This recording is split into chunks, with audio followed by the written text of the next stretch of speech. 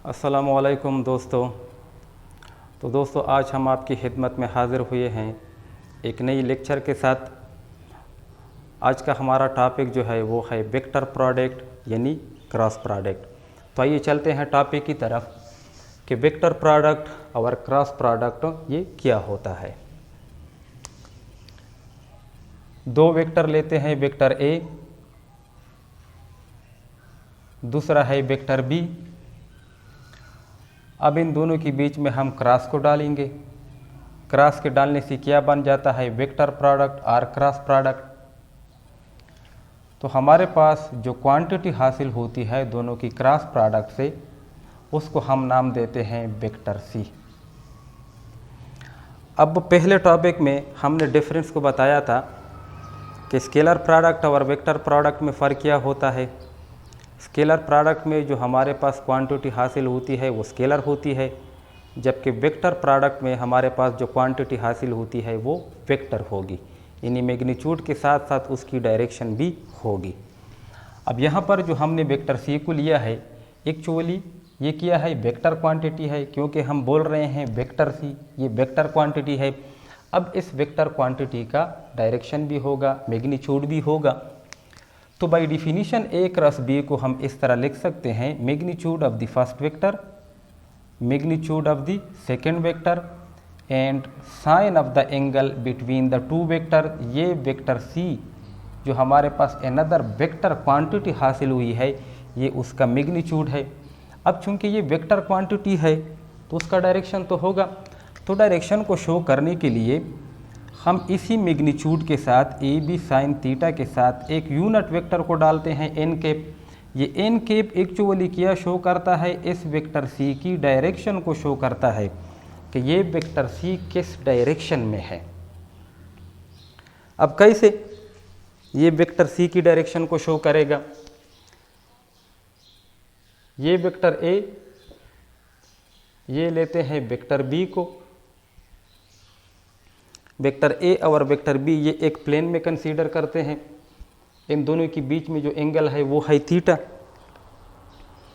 अब right hand rule हम इस्तेमाल करते हैं वेक्टर प्रोडक्ट में। राइट हैंड रूल कैसे इस्तेमाल होता है, वो कहते हैं कि अगर आप ए क्रॉस बी करोगे, यानी वेक्टर ए के साथ वेक्टर बी को आप मल्टीप्लाई करोगे, तो राइट हैंड रूल के मुताबिक जो हम इस्तेमाल करते हैं यहाँ पर, हम वेक्टर ए को वेक्टर बी की जानिब स्मॉल एंगल से रोटेशन देंगे, स्मॉल एंगल से रोटेशन देंगे। अगर हम vector B cross vector A मालूम करना चाहें तो इसका मतलब ये है कि आप वेक्टर बी को वेक्टर ए की जानिब स्मॉल एंगल से रोटेशन दोगे। अब ये एक होती है स्मॉल एंगल और एक होती है बड़ी एंगल। स्मॉल एंगल का मतलब ये है जब हम दो वेक्टर को टेल टू टेल कनेक्ट करते हैं, दोनों वेक्टर के इनसाइड जो एंगल होती है वो स्मॉल एंगल होती है, ये स्मॉल एंगल है। और आउटसाइड में जो एंगल है उसको हम लार्ज एंगल बोलते हैं, बड़ी वाली एंगल। तो वेक्टर प्रोडक्ट में हम लार्ज एंगल को नहीं लेते बल्कि हम स्मॉल एंगल को लेते हैं। अब डिफिनीशन के मुताबिक वेक्टर सी का डायरेक्शन होगा। अब ये बात ध्यान में याद रख लो कि जब हम किसी दो वेक्टर का क्रॉस प्रोडक्ट मालूम करेंगे तो हमेशा के लिए जो हमारे पास अनदर वेक्टर क्वांटिटी हासिल होगी वो हमेशा के लिए वेक्टर ए और वेक्टर बी को क्या होगी, परपेंडिकुलर होगी। अब परपेंडिकुलर दो तरह का हो सकता है, या तो ए और बी को जो अनदर वेक्टर सी है परपेंडिकुलर होगी आउटसाइड, यानी बोर्ड का आउटवर्ड, ये डायरेक्शन भी हो सकता है इस डायरेक्शन में, या इनवर्ड भी हो सकता है। अब आउटवर्ड कब होगी और इनवर्ड कब होगी वो हम मालूम करते हैं राइट हैंड रूल से। अब फर्स्ट स्टेप में हम vector A cross vector B को मालूम करना चाहते हैं, तो इसका मतलब ये है कि आप वेक्टर ए को स्मॉल एंगल से वेक्टर बी की जानिब रोटेशन दे दो, रोटेट करो, यानी अपनी फिंगर को रोटेशन की डायरेक्शन में कर्ल करो। मैं इस डायरेक्शन में वेक्टर ए को रोटेट कर रहा हूँ वेक्टर बी की जानिब, तो मैं अपनी फिंगर को कर्ल करूँगा। अब ये थंब जिस डायरेक्शन में होगा वो एक्चुअली किसका डायरेक्शन होगा, इसी वेक्टर सी का डायरेक्शन होगा। तो इस केस में जब हम ए क्रॉस बी को फाइंड करें तो वेक्टर सी की जो डायरेक्शन होगी वो आउटवर्ड ऑफ दी बोट होगी। अब सेकंड केस में अगर हम बी क्रॉस ए को मालूम करना चाहे, इसका मतलब यह है कि फिर हम राइट हैंड रूल को इस्तेमाल करेंगे। अब वेक्टर बी को हम रोटेट करेंगे वेक्टर ए की जानिब स्मॉल एंगल से। अब अपनी फिंगर को कर्ल करो रोटेशन की डायरेक्शन में। मैं रोटेशन किस जानिब दे रहा हूँ? क्लॉकवाइज डायरेक्शन में। तो मैं क्लॉकवाइज डायरेक्शन में अपनी फिंगर को क्या करूँगा? कर्ल करूँगा। अब मेरी ये थंब जो है राइट हैंड रूल की, ये किधर जाती है? इनवर्ड जाती है, बोर्ड की इनवर्ड। तो इसका मतलब ये हुआ कि जब हम बी क्रॉस ए करेंगे तो हमारे पास जो vector see another vector quantity हासिल होती है उसका डायरेक्शन इनवर्ड होगा। यानी बोर्ड के ज़रिए अगर हम दोनों वेक्टर को ड्रा करें, साथ में अनदर वेक्टर जो कि क्रॉस प्रोडक्ट से हासिल होती है, ये है स्मॉल एंगल थीटा। जब हम ए क्रॉस बी करेंगे, ए क्रॉस बी, तो हमारा थंब आउटवर्ड पॉइंट होता है। तो आउटवर्ड तो हम यहाँ ब्लैक बोर्ड पर ड्रा नहीं कर सकते, तो उसको हम ऊपर की डायरेक्शन में लेते हैं। ये है वेक्टर सी का डायरेक्शन। अब अगर हम बी क्रॉस ए को करें तो मेरा थंब जो है वो इनवर्ड जाता है। अब इनवर्ड यहाँ पर ड्रा नहीं कर सकते, तो हम इसको बोर्ड में या प्लेन में या पेज पर डाउनवर्ड डायरेक्शन मिलेंगे। तो ये वेक्टर सी। अब ए क्रॉस बी से जो वेक्टर क्वांटिटी हासिल होती है उसकी डायरेक्शन अपवर्ड बोर्ड के मुताबिक। अब बी क्रॉस ए से जो वेक्टर क्वांटिटी हासिल होती है उसका डायरेक्शन डाउनवर्ड। अब डायरेक्शन में क्या है? फर्क है, यानी दोनों क्या है? एंटी पैरेलल है, पैरेलल नहीं एंटी पैरेलल है। एक का डायरेक्शन ऊपर है और दूसरे का डायरेक्शन नीचे, या एक का डायरेक्शन आउटवर्ड है और दूसरे का डायरेक्शन नीचे। लेकिन ये बात ध्यान में याद रखो कि ये वेक्टर सी जो है ये हमेशा के लिए वेक्टर ए और बी को क्या होगी? परपेंडिकुलर होगी। परपेंडिकुलर किस तरह? यानी वेक्टर ए के साथ भी वो 90 डिग्री एंगल बनाएगा और वेक्टर बी के साथ। फॉर एग्जांपल मेरे ये दो उंगलियां हैं, ये वेक्टर ए और ये वेक्टर बी, ये यहाँ पर दोनों कनेक्ट है। अब ये क्या है? रिजल्टेंट वेक्टर सी इस डायरेक्शन में सपोज करते हैं, तो ये रिजल्टेंट वेक्टर सी जो है ये ए के साथ भी यहाँ पर 90 डिग्री एंगल बनाएगा और बी के साथ भी 90 डिग्री एंगल बनाएगा। अगर हम पीछे की डायरेक्शन में ले तब भी यही सिचुएशन होगी। यानी वेक्टर ए और वेक्टर बी दोनों के साथ ये क्या बनाएगा? 90 डिग्री एंगल बनाएगा, यानी परपेंडिकुलर होगा। अब जब हमने vector A cross vector B को लिया तो हमारे पास जो रिजल्ट हासिल हुआ वो A B sine of theta.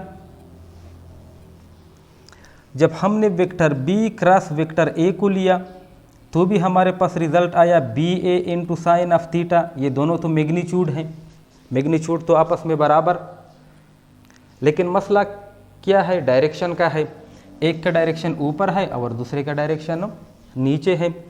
तो कम्यूटेटिव लॉ जो है वो वेक्टर प्रोडक्ट ओबे नहीं करता। स्केलर में तो ओबे करता है, क्योंकि वहाँ पर तो डायरेक्शन हमें नहीं चाहिए, सिर्फ मैग्नीट्यूड बराबर। तो हम लिख देते एक dot B is equal to B dot A के with respect to multiplication commutative law. लेकिन यहाँ पर कम्यूटेटिव लॉ ये ओबे नहीं करता, क्योंकि vector A cross vector B ये बराबर नहीं है vector B cross vector A के, क्योंकि दोनों के डायरेक्शन में फ़र्क है। हाँ बराबर है अगर हम यहाँ पर नेगेटिव साइन पुट करें।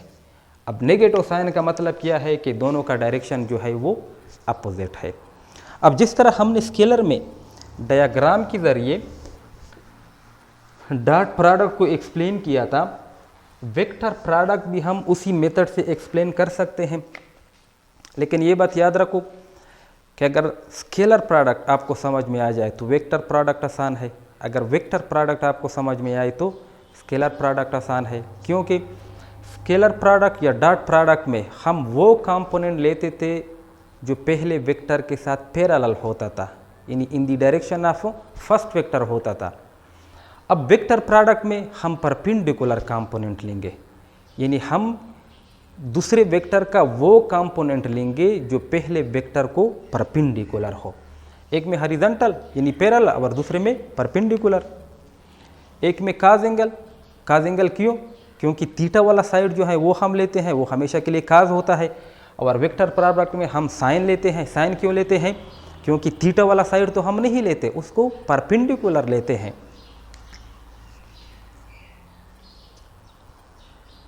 ये वेक्टर ए, ये vector B head to tail to tail जोड़ा है, दोनों के बीच में एंगल है थीटा। अब वेक्टर बी से हम परपेंडिकुलर ड्रा करेंगे वेक्टर ए पर। अब यहाँ पर देखो, थीटा वाला साइड जो होता है वो हमेशा हम काज लेते हैं, और उस साइड को जो परपेंडिकुलर होता है वो हम साइन लेते हैं। अब स्केलर प्रोडक्ट में हम इस कंपोनेंट को लेते थे, वेक्टर प्रोडक्ट में हम परपेंडिकुलर कंपोनेंट लेंगे। यानी डिफिनीशन के मुताबिक जो हम करते हैं कि vector A cross vector B is equal to A B sine of theta के, यानी इस रिलेशन को ए क्रॉस बी के लिए हम इस तरह लिख सकते हैं कि magnitude of the first vector B sine theta actually क्या है, ये वेक्टर बी का परपेंडिकुलर कंपोनेंट है, या ये वेक्टर बी का वो कंपोनेंट है जो वेक्टर ए को परपेंडिकुलर है, यानी बी साइन थीटा। ये कौन सा कंपोनेंट है, परपेंडिकुलर कंपोनेंट है, किसको, वेक्टर ए को। अब अगर हम बी वेक्टर क्रॉस ए करें तो हम लिखेंगे कि magnitude of the first vector, और ए वाला हम लिखेंगे कि परपेंडिकुलर कंपोनेंट किसका, वेक्टर बी का। यानी हम इस तरह डायग्राम को स्केच करेंगे, ये वेक्टर ए और ये वेक्टर बी, दोनों के बीच में एंगल थीटा। अब वेक्टर ए से हम परपेंडिकुलर ड्रा करेंगे किस पर, वेक्टर बी पर। ये हमने परपेंडिकुलर ड्रा किया, ये वेक्टर ए था। थीटा वाला कंपोनेंट हम नहीं लेते, ये वाला, इसको हम जो परपेंडिकुलर है वो कंपोनेंट लेते हैं। यानी वेक्टर ए का ये वाला कंपोनेंट ए वाई बनता है, और ये वाला कंपोनेंट ए एक्स। ए एक्स हम लेते थे स्केलर प्रोडक्ट में, और ए वाई हम लेंगे वेक्टर प्रोडक्ट में। तो यहाँ पर हम लिख सकते हैं कि b इंटू परपेंडिकुलर कंपोनेंट किसको, वेक्टर b को, वेक्टर a का परपेंडिकुलर कंपोनेंट किसको, b को, वो कौन सा है, ए वाई है। तो ए वाई पहले भी पढ़ा है, हम लिख सकते हैं a into sine of theta के, तो रिलेशन आ जाएगा B A into sine of theta के। तो जिस तरह हमने स्केलर में किया था उसी तरह डायग्राम को हम स्केच करके वेक्टर के लिए भी कर सकते हैं, लेकिन फ़र्क सिर्फ वही डायरेक्शन का है। अब स्केलर प्रोडक्ट में हमने स्केलर प्रोडक्ट को फाइंड आउट किया था जब हमें कंपोनेंट मालूम हो, तो सिमिलरली हम वेक्टर प्रोडक्ट को भी कैलकुलेट कर सकते हैं अगर हमें कंपोनेंट मालूम हो। तो जिस तरह स्केलर प्रोडक्ट के लिए हमने आई जे के को इंट्रोड्यूस किया था कि I unit vector, J unit vector, के यूनिट वेक्टर, सेल्फ के साथ उसका dot product, other unit vector के साथ उसका डॉट प्रोडक्ट, ये हमें क्या क्या वैल्यू देते हैं। इसके बाद हमने कंपोनेंट के ज़रिए स्केलर प्रोडक्ट को फाइंड किया था। अब सिमिलरली हम वही यूनिट वेक्टर लेते हैं, एक्स एक्सिस उसकी डायरेक्शन में आई यूनिट वेक्टर होता है, वाई एक्सिस की डायरेक्शन में जे यूनिट वेक्टर होता है, जेड एक्सिस की डायरेक्शन में हमने के यूनिट वेक्टर को लिया था। अब यहाँ पर यह बात ध्यान में याद रखो कि अगर हम आर्डर के साथ जाएंगे, आर्डर का मतलब क्या, आई के बाद जे, जे के बाद के, फिर के बाद आई। अगर हम इसी डायरेक्शन में जाएं, आई के बाद नंबर यानी बारी किसकी है, जी की, तो आई क्रॉस जे हमें क्या देता है, आई क्रॉस जे हमें के यूनिट वेक्टर देता है। अब जे के बाद अगर हम की तरफ जाएं, जे क्रॉस के करें, जे यूनिट वेक्टर क्रॉस के यूनिट वेक्टर, तो हमें क्या देगा, आई यूनिट वेक्टर देगा। अब के क्रॉस आई अगर हम करें तो हमें क्या देगा, जे यूनिट वेक्टर देगा। नो, के unit vector cross I unit vector, वो हमें जे यूनिट वेक्टर देगा, जे यूनिट वेक्टर। अब इसको हम इस तरह भी लिख सकते हैं, माइनस जे क्रॉस आई आपको के देता है, माइनस के क्रॉस जे आपको आई केप देता है, आई यूनिट वेक्टर देता है, माइनस आई क्रॉस के आपको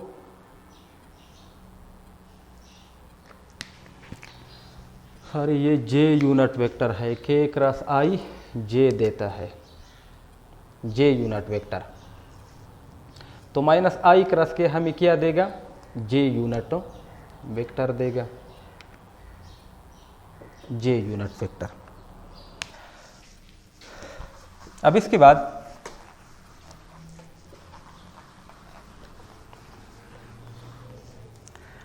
ये बात भी ध्यान में बैठा दें कि वेक्टर प्रोडक्ट में या किसी भी वेक्टर का इटसेल्फ के साथ वेक्टर प्रोडक्ट जो है वो हमें क्या देता है, 0 देता है। अगर आप किसी वेक्टर का इटसेल्फ के साथ प्रोडक्ट निकालो तो वो हमें 0 देगा। इसका मतलब ये है कि जब दो वेक्टर आपस में पैरेलल हो, उसके बीच में एंगल क्या हो, 0 डिग्री हो, तो हम अगर डिफिनीशन को इस्तेमाल करें A cross B is equal to A B sine of theta के, तो साइन 0 किसके बराबर है, 0 के बराबर है। तो हमारे पास क्रॉस प्रोडक्ट की वैल्यू क्या आती है, वो 0 आती है। यानी हम लिख सकते हैं आई का आई के साथ, जे का जे के साथ और खे का खे के साथ, वो हमें क्या देगा, 0 देगा। अब ये 0 नहीं है, ये क्या है, 0 वेक्टर है। 0 वेक्टर का मतलब क्या है, 0 वेक्टर एक ऐसा वेक्टर होता है जिसके तमाम कंपोनेंट का मैग्नीट्यूड 0 होता है। अब चूंकि ये क्रॉस प्रोडक्ट है तो हम 0 तो नहीं कह सकते, फिर तो गलत होगा। ये क्रॉस प्रोडक्ट है, क्रॉस प्रोडक्ट हमें क्या देता है, वेक्टर क्वांटिटी देगा। अब ये 0 वेक्टर है, नॉट 0। इसका मतलब ये है कि इसकी जितनी भी कंपोनेंट है, एक कंपोनेंट है या सेकंड है या थर्ड वन है, तो ये तीनों कंपोनेंट का मैग्नीट्यूड क्या होगा, वो 0 के बराबर होगा। और डायरेक्शन क्या होगी, आर्बिट्रेरी होगी। डायरेक्शन आर्बिट्रेरी होगी, पता नहीं किस डायरेक्शन में, क्योंकि उसका मैग्नीट्यूड तो 0 है, पता नहीं चलता। अब ये रिलेशन हम इस्तेमाल करेंगे। अब इसी के मुताबिक हम कैलकुलेट करेंगे वेक्टर प्रोडक्ट को। तो आइए देखते हैं क्या होता है। वेक्टर ए और वेक्टर बी दोनों का क्रॉस प्रोडक्ट निकालना है और इनके तीनों कंपोनेंट लेने हैं। तो ये आ जाएगा ए एक्स आई ए वाई जे प्लस ए जेड के कैप। क्रॉस प्रोडक्ट निकालना है किसके साथ, बी एक्स आई प्लस बी वाई जे प्लस बी जेड के, तीनों कंपोनेंट लिए। अब जिस तरह हम सिंपली मल्टीप्लिकेशन करते हैं, जिस तरह स्केलर में किया था, फर्स्ट कंपोनेंट को मल्टीप्लाई करो इन तीनों के साथ, सेकंड को तीनों के साथ और थर्ड वन को भी तीनों के साथ। तो ए एक्स आई कैप मल्टीप्लाई करते हैं इसके साथ बी एक्स आई कैप, फिर प्लस ए एक्स को इसके साथ मल्टीप्लाई करो ए एक्स आई कैप क्रॉस बी वाई जे कैप, फिर प्लस इस कंपोनेंट को लास्ट वन के साथ मल्टीप्लाई करो ए एक्स आई कैप क्रॉस बी जेड के कैप। प्लस डालता हूँ सेकंड बारी के लिए, सेकंड नंबर के लिए। अब इसका मल्टीप्लिकेशन तो हो गया, अब इसकी बारी है।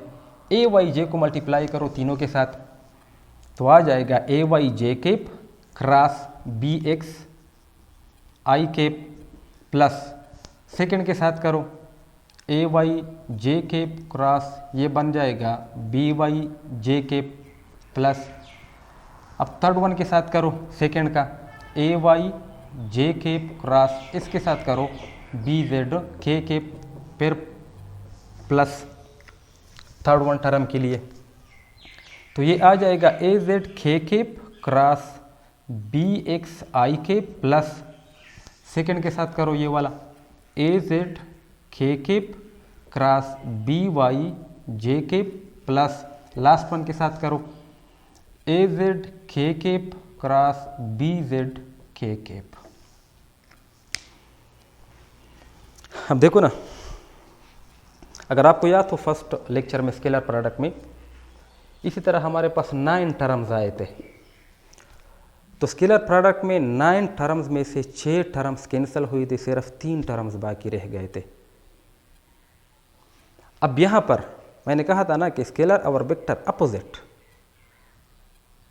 इन एक में जो कुछ होता है वो दूसरे में नहीं होता, दूसरे में जो कुछ होता है वो पहले वाले में नहीं होता। अब यहाँ पर सिमिलरली 9 टर्म्स आए हैं, उसमें 6 कैंसिल हुई थी, 3 बाकी बचे थे। यहाँ पर 3 कैंसिल होंगे और 6 बाकी बचेंगे, 3 कैंसिल और 6 बाकी बचेंगे। तो इससे पहले मैंने कहा कि वो यूनिट वेक्टर्स यहाँ पर हम ढूंढेंगे जिसका सेल्फ के साथ मल्टीप्लिकेशन हो, तो ऑटोमेटिकली 0 हो जाएंगे क्योंकि दोनों पैरेलल। अब वेक्टर प्रोडक्ट में तो हम पैरेलल कंपोनेंट नहीं लेते, परपेंडिकुलर लेते हैं, एंगल 0, तो वेक्टर प्रोडक्ट 0 होता है। तो ये फर्स्ट वाला i क्रॉस i ये भी 0 देगा, i k j i j dot j cross k ये भी 0 देगा, और लास्ट वन होगा k क्रॉस k ये भी 0 देगा। यानी ये 3 कैंसिल हो जाएंगे और हमारे पास 6 टर्म जो है वो बाकी बच जाएंगे। तो vector a cross vector b is equal to ये टर्म ax और bx i और क्रॉस j साथ में लिखो, ax by i cross j, ये किया। अब इसमें ax और bz plus ax bz i cross k ये भी चला गया, ये वाला प्लस ay के साथ हम bx कंपोनेंट को लेंगे, j क्रॉस i को साइड में लिखेंगे, j क्रॉस i ये भी चला गया, ये वाला कंपोनेंट प्लस ay कंपोनेंट के साथ bz कंपोनेंट को लेते हैं और j क्रॉस k को साथ में लिखते हैं, ये कंपोनेंट भी चला गया। ये 2 कंपोनेंट रह गए, प्लस लिखेंगे az के साथ az bx, तो k क्रॉस i इसको साइड में लेते हैं, ये कंपोनेंट az के साथ by को लिखेंगे और k क्रॉस j को साथ में लिखेंगे। तो अब देखो इसको मिटाते हैं,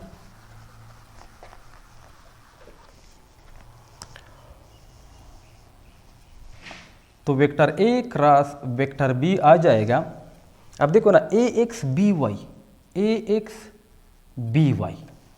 अब i क्रॉस j आर्डर में जाओ, i j के बाद क्या आता है k, तो i क्रॉस j हमें क्या देगा, k यूनिट वेक्टर देगा। सेकंड में जाओ ax bz, अब क्या है i k, ये भी आर्डर में है, k क्रॉस i नहीं है, आर्डर में है i j k, i और यहाँ पर लेते हैं j और यहाँ पर लेते हैं k, i j k, i j बीच में नहीं है, i के बाद क्या आता है, k आता है, यानी आर्डर में है, इस आर्डर में, ऐसा नहीं है i j k, तो j बीच में नहीं है, i क्रॉस k है, एक मिनट, सॉरी, i क्रॉस के अपोजिट आर्डर में है, वो हमें क्या देगा, माइनस j देगा, वेरी सॉरी, i क्रॉस के हमें देगा माइनस j, ये भी हो गया। अब ये वाला टर्म है ay, ये है bx, तो j cross i, i j नहीं है, j क्रॉस i हमें क्या देगा, माइनस k कैप देगा, ये टर्म भी हो गया। अब इसमें आते हैं ay bz j क्रॉस के हमें क्या देगा, पॉजिटिव i देगा, आर्डर में है j k के बाद i, ये भी चला गया। अब इसमें आते हैं plus az bx k cross i हमें क्या देगा, आर्डर में है, k के बाद i के बाद j, k क्रॉस i हमें क्या देगा, पॉजिटिव j देगा, यूनिट वेक्टर j, ये भी चला गया। Last one plus az by k cross j, अब देखो ना j क्रॉस k नहीं है आर्डर में, क्या k क्रॉस j, तो हमें क्या देगा, नेगेटिव आई देगा। अब इसको भी मिटाते हैं।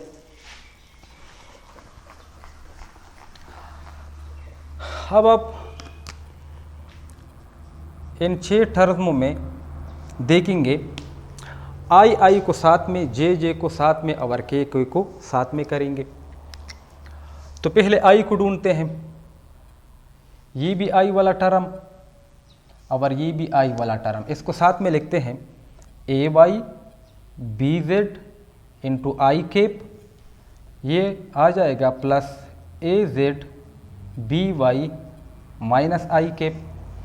फिर इसके बाद बारी है जे की, तो जे वाला एक टर्म ये है A Z B X J cap, ये भी है एक term plus A X B Z ये माइनस जे, ये भी हो गया, ये भी हो गया। अब लास्ट वन जो है वो के वाला है, के वाला ये टर्म है A X B Y into K cap, और लास्ट वन जो है वो ये है plus A Y B X into minus K cap. अब इसको सिंप्लीफाई करते हैं। इसको लिख सकते हैं हम A Y B Z into I cap, ये माइनस इधर आ जाएगा A Z B Y into I cap के। Similarly A Z B X into J cap, ये minus A X B Z into J cap. इन term के लिए A X B Y into K cap, ये भी negative बन जाएगा minus A Y B X into K cap.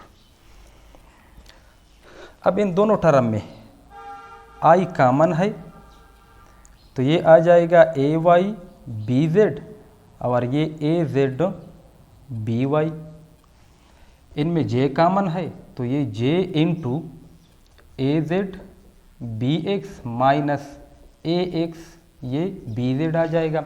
इसमें के कॉमन है, प्लस के इंटू ए एक्स बी वाई माइनस ये ए वाई इंटू बी एक्स आ जाएगा। तो ये हमारे पास फाइनल रिजल्ट है ए क्रॉस बी का।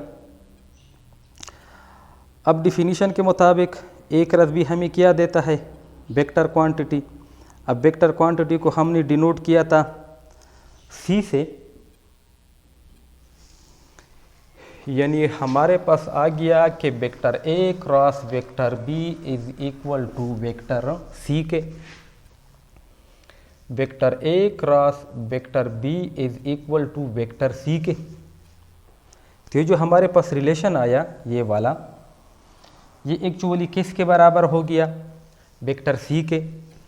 तो ये हम लेते हैं vector A cross vector B की जगह वेक्टर सी, और वेक्टर सी इसके बराबर आ गया।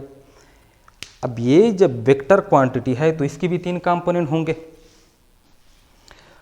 तो आई वाला कंपोनेंट वेक्टर सी का सी एक्स कंपोनेंट होगा, जे वाला कंपोनेंट वेक्टर सी का सी वाई कंपोनेंट होगा, और के वाला कंपोनेंट वेक्टर सी का जेड वाला कंपोनेंट होगा।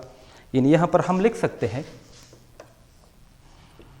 सी एक्स कंपोनेंट ये आ जाएगा ए Y B Z minus A Z B Y.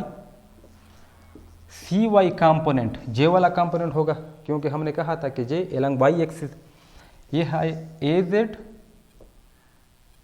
B X minus A X B Z, और लास्ट सी जेड कंपोनेंट आ जाएगा ए X B Y minus A Y B x के। तो ये 3 कंपोनेंटों वेक्टर सी की भी आ गए।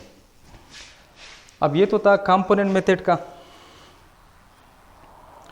अब यहाँ पर एक बात ध्यान में याद रख लो कि कभी कभी स्टूडेंट कंफ्यूज हो जाते हैं कि सी एक्स कंपोनेंट किसके बराबर है, सी वाई कंपोनेंट किसके बराबर है, और सी जेड कंपोनेंट किसके बराबर है। तो आप अपने जहन में ये मैप डालो X Y Z, X Y Z. अगर आपने सी एक्स कंपोनेंट को मालूम करना हो, एक्स कंपोनेंट को, एक्स के बाद अगले टर्म का नंबर जो है वो किसका है, वो है वाई और जेड का। तो ए वाई बी जेड दो कंपोनेंट आते हैं, माइनस, फिर दोनों को चेंज करो। एक्स के बाद बारी किसकी आती है, वाई जेड की। पहला वाला ए वाई, दूसरा वाला जेड, माइनस, फिर चेंज करो इन दोनों को, ए को जेड में और बी को वाई में कन्वर्ट करो। अब सिमिलरली वाई कंपोनेंट, वाई के बाद किसकी बारी है, जेड की। जेड के बाद फिर एक्स की बारी है, तो पहला जेड कंपोनेंट, फिर इसके बाद एक्स कंपोनेंट। तो ए जेड और B X, A Z and B X minus, फिर दोनों को चेंज करो, ए जेड वाला एक्स बन जाएगा, एक्स वाला जेड बन जाएगा। अब सिमिलरली सी जेड, जेड के बाद बारी किसकी है, एक्स वाई की। तो पहला वाला एक्स, दूसरा वाई, माइनस, फिर पहला वाला वाई और दूसरा वाला x, A X B Y minus A Y B x. तो ये इजी मेथड है। अब इसके अलावा कंपोनेंट को हम डिटर्मिनेंट मेथड के ज़रिए भी मालूम कर सकते हैं, इजी मेथड है। वेक्टर इस मेथड में इतनी कोई मुश्किल नहीं है। अगर vector A cross vector B, इनके तीन कंपोनेंट हमें गिवन हो, तो डिटर्मिनेंट मेथड के ज़रिए हम उसको कंपोनेंट को फाइंड आउट कर सकते हैं। पहले हमने यूनिट वेक्टर को लिखना होगा आई जे के। अब वेक्टर ए के कंपोनेंट लिखो, A X A Y A Z, फिर बी के कंपोनेंट लिखो, B X B Y and B Z. Mod में बंद करो डिटर्मिनेंट का जो मेथड है। तो पहले हमने आई यूनिट वेक्टर वाले कंपोनेंट को मालूम करना, यानी जो एलॉन्ग एक्स एक्सिस हैं। तो आई यूनिट वेक्टर को हम पुट करेंगे। अब यहाँ पर आई वाला कॉलम और आई वाला रो, इसको हम नेग्लेक्ट करेंगे। ये कॉलम और ये रो उसको छोड़ो, बकाया हमारे पास ये चार टर्म बाकी रहते हैं। तो ऊपर से स्टार्ट करो, ए वाई मल्टीप्लाई करो बी जेड के साथ, माइनस लगाओ, ऊपर से स्टार्ट ले लो, ए जेड मल्टीप्लाई करो इस टर्म के साथ बी वाई के साथ। फिर आई के बाद किसकी बारी है, जे की, प्लस जे लगाओ, जे की बारी है। तो जे वाला कॉलम छोड़ो और रो भी मुकम्मल छोड़ो। तो ये दो कंपोनेंट और ये दो कंपोनेंट रहते हैं। अब यहाँ पर कंफ्यूजन है, आई की बाद बारी किसकी थी, जिस तरह एक्स वाई जेड के जरिए मैंने समझाया, जे और के की। अब हमने जे को, जे वाले कंपोनेंट को मालूम करना है। जे के बाद बारी किसकी है, के की। तो स्टार्ट हम के वाले कंपोनेंट से लेंगे, स्टार्ट हम के वाले कंपोनेंट से लेंगे। तो ये दो टर्म और ये दो टर्म रहते हैं। स्टार्ट हमने यहाँ से लेनी है, ए जेड को मल्टीप्लाई करो किसके साथ, बी एक्स के साथ, माइनस, इसके बाद ए एक्स पर आ जाओ, ए एक्स को मल्टीप्लाई करेंगे बी जेड के साथ। अब फिर बारी है के की। अब के के बाद नंबर किसका आता है, आई का। तो पहले हम आई वाले कंपोनेंट, बाद में फिर जे वाले कंपोनेंट।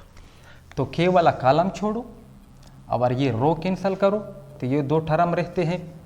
बारी किसकी है, आई की। तो आई वाले से स्टार्ट ले लो, ऊपर से आओ, ए एक्स को मल्टीप्लाई करो किसके साथ, डायगोनल में जाओगे, डायगोनल में बी वाई के साथ, माइनस, इसके बाद जे की बारी है। तो ए वाई ऊपर से आना पड़ेगा, मल्टीप्लाई करेंगे बी एक्स के साथ। तो ये मेथड भी है, पहले वाले में हमने किया था। अब जो रिलेशन सी एक्स सी वाई और सी जेड के लिए कंपोनेंट मेथड से आया था, डिटर्मिनेंट मेथड से भी हमारे पास वही रिलेशन आया। अब देखो ना, उसी तरीके से समझाता हूँ।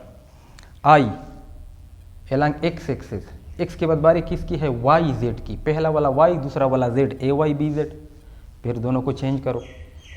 फिर जे किसका है, वाई वाला, वाई के बाद बारी किसका आता है, जेड का। पहले वाला जेड होगा ए जेड, लास्ट वाला एक्स होगा बी एक्स, दोनों को चेंज करो।